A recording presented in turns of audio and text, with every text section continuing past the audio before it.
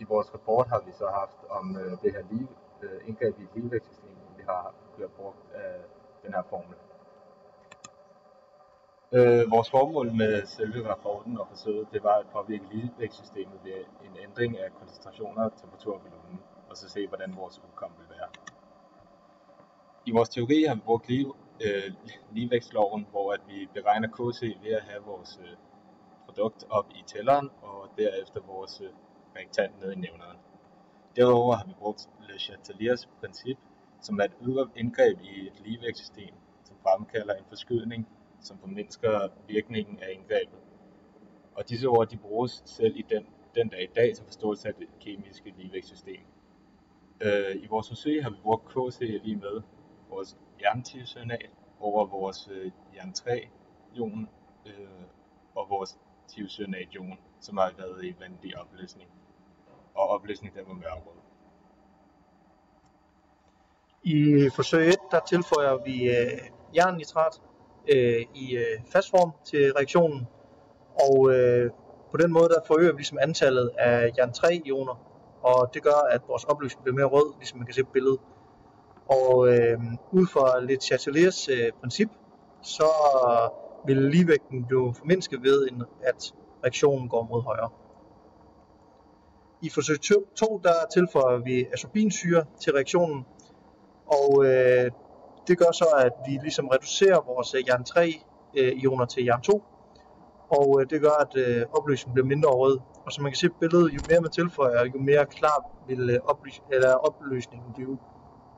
I forhold til Le Chateliers princip, så vil ligevægten igen forøge ved, at den går mod venstre.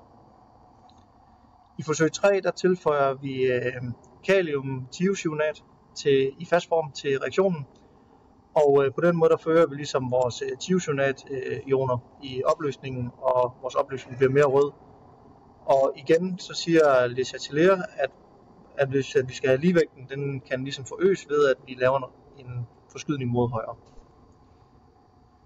I forsøg 4 der laver vi et kontrolforsøg, hvor vi blander sølvnitrat med kaliumcyanat, og der kan man så se, at reaktionen den vil skabe et hvidt bundfald, som er en salt, AgSCN, som er et tungtopløseligt salt. I forsøg 4 der tilføjer vi så det her AgNO3, vores sølvnitrat, til reaktionen, og vi formindsker derved tiocyanat-ionerne i opløsningen, og det vil så skabe mindre rødt reaktion, eller mindre rød opløsning. Og hvis man tilføjer mere af det her AgNO3, så vil vi så få en helt klar opløsning med bundfald. Og i forhold til Le Chateliers princip, så vil tiocyanat formindskes, og ligevægten kan forøges ved, at den går mod venstre. I forsøg 5 der tilføjer vi kulde og varme til reaktionen, og der kan man se på billederne, at hvis vi putter det i varmt vand, så vil det blive mere lyst, og hvis vi putter det i koldt vand, så vil det blive mere rødt.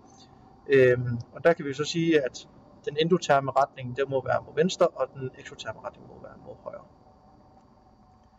I forsøg 6a der tilføjer vi kaliummanganat til der fortynder vi det i 2 gange volumen, og ud fra teorien der ved vi, at vores fordobling af volumen, der vil så være ske en halvering af vores intensitet, og hvis man ser det fra ovenaf, så er der ingen effekt, altså der er det samme antal partikler, men ser man det fra siden, så vil det være lysere, og det er fordi vi har ligesom en spredning af vores partikler, og det vil så blive en halv gange lysere, eller dobbelt lys. I forsøg 6, der fortynder vi så vores koncentration af jern 3 og tiocyanat, og ud fra teori der ved vi det samme, at der vil ske en halvering af intensiteten, og at alle koncentrationer ligesom skal halveres, det vil sige, at den burde blive mindre rød. Og ud fra ligevægtsloven, der kan vi så sætte det ind, hvor vi bare sætter en halv af det hele ind, og dermed får vi en forskydning mod venstre, fordi at KC den bliver mindre end Y. Yes, og så efterbehandling. Ja, og så til efterbehandling. Og det første spørgsmål i efterbehandling, det er, ved hvilke af indgrebene sker der en ændring af ligevægtskonstanten? Da ligevægtskonstanten kun er afhængig af temperaturen, sker der kun en ændring af den i forsøg nummer 5, hvor opløsningen nedkøles eller opvarmes. Ved ændringer i tryk og ved fjernelse eller tilførsel af stof er det kun reaktionsbrøken, der ændres. Og nu til det næste spørgsmål. Ved tilsætningerne til reagensglassene anvendte vi faste stoffer eller et par dråber af en ret koncentreret sølvnitratsopløsning. Hvorfor tilsætter man ikke i stedet for et par milliliter af ret fortyndet opløsninger af de pågældende stoffer? Der bruges fast stof, da der er mange ioner i et lille volumen.